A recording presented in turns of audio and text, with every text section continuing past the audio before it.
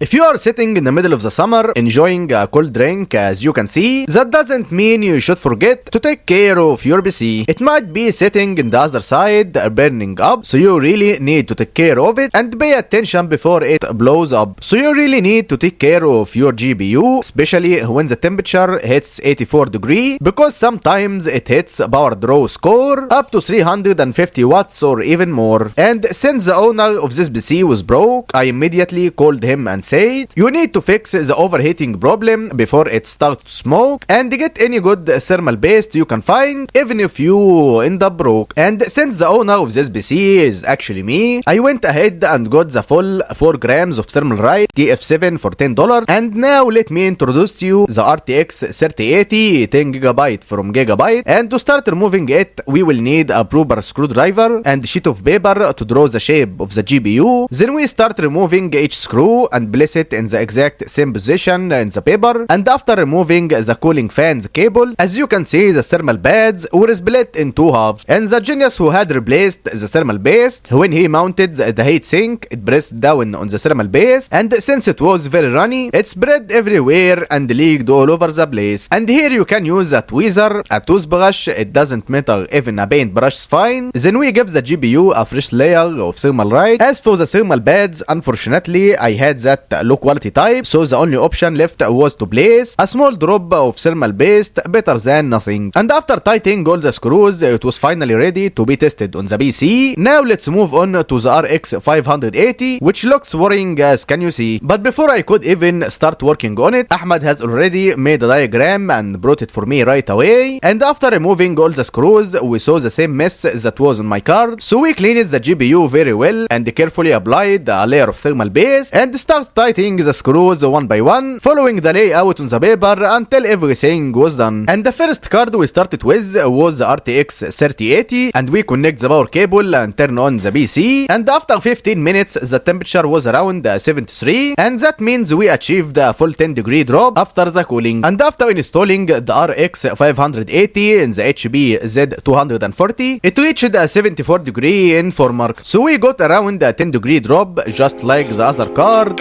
and that's it. So we reached the end of the video, and I hope you learned something useful. This was your brother Gad, and see you in the next video.